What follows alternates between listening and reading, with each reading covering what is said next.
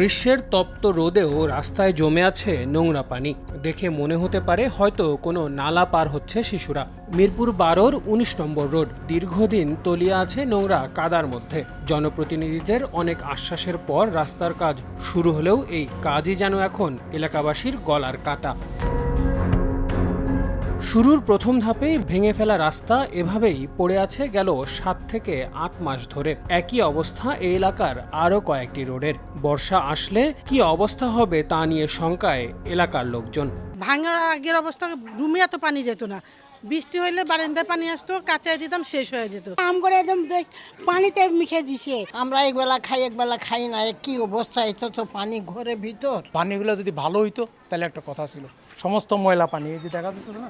এলাকাবাসীর দাবি একদিন কাজ হলেও পরে বন্ধ থাকে সপ্তাহখানেক, ফলে বিপাকে এলাকার সকল শ্রেণীর মানুষ। এক সপ্তাহ পরে যায়, পরে আবার একদিন আসে, আর পরে আবার একটু আসতে মনে করেন কোনো মতন করে দেয়া ওনারা জায়গা। সিটি কর্পোরেশন ডেঙ্গু মশার জন্য বিভিন্ন বাসায় ফুলের টপের কাছে যায়, তারা পরীক্ষা নিরীক্ষা করে। তারা এসে এখন এই জরিমানাটা কার উপরে করবে? গরম গরম রুটি সাথে সুজির হালুয়া, দুর্দান্ত জুটি, তীর আটা ময়দার সুজি, কারণ তীর ছাড়া আমার চলেই না। এ ব্যাপারে স্থানীয় জনপ্রতিনিধিও যেন অসহায় ঠিকাদারের কাছে। বললেন বারবার তাগিদ দিয়েও কাজ আদায় করতে পারছেন না তিনি। আসলে অজুহাত তো দেওয়ার কথা না, কাজগুলো সঠিক সময় হয়ে যাওয়ার কথা ছিল। এই কাজগুলো যদি 2-3 জন পাইতেন, 3 জন মিলে করলে তো অনেক জলদি শেষ হতো। যেহেতু একজন পাচ্ছে, একজন পেলে ওনার আরও কাজ আছে, শুধু 2 নম্বর ওয়ার্ডে শুধু কাজ না, তার অনেক কাজ আছে, যার জন্য একটু স্লো হচ্ছে।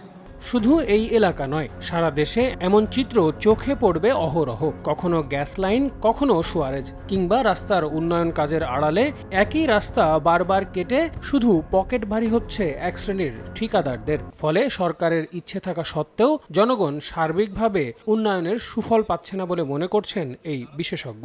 তার হজম করার সক্ষমতা নাই, তারপরেও সে 10টা কাজ নিয়ে কিন্তু সে কাজটা ফেলে রাখছে। সেখানে আমাদের যে শাস্তির বিধান আছে সেটা যেমন দিতে হবে, পাশাপাশি আমি মনে করি একেবারে ব্ল্যাকলিস্ট করে দিয়ে ভবিষ্যতে যেন কাজ না পায় সেই ব্যবস্থা করতে হবে। শুধুমাত্র সিটি কর্পোরেশন একটা রাজস্ব পাবে এই পেনাল্টি থেকে তা না, জনসাধারণকেও পেনাল্টি দেওয়ার একটা বিধান ওইখানে রাখতে হবে। তখনই দেখা যাবে যে সিটি কর্পোরেশন এবং ঠিকাদার উভয়ই তখন কিছুটা সচেতন হয়ে দ্রুত কীভাবে কাজ শেষ করা যায় সেই পথেই কিন্তু হাঁটবে। তদারক প্রতিষ্ঠানগুলোর সমন্বয়হীনতা কাটিয়ে জবাবদিহিতার মধ্যে আনতে না পারলে এসব ভোগান্তি থেকে বেরিয়ে আসা অসম্ভব বলে মনে করছেন সংশ্লিষ্টরা। সরকারি সংস্থাগুলোর সমন্বয়হীনতা একদিকে যেমন বাড়ায় প্রকল্পগুলোর খরচ, তেমনি বাড়ায় জনভোগান্তি। এবং এই জনভোগান্তি থেকে সাধারণ জনগণ কবে নাগাদ মুক্তি পাবে তার উত্তর যেন নেই জনগণ কিংবা জনপ্রতিনিধি কারো কাছেই। আল আমিন তুষার, সময় সংবাদ, ঢাকা।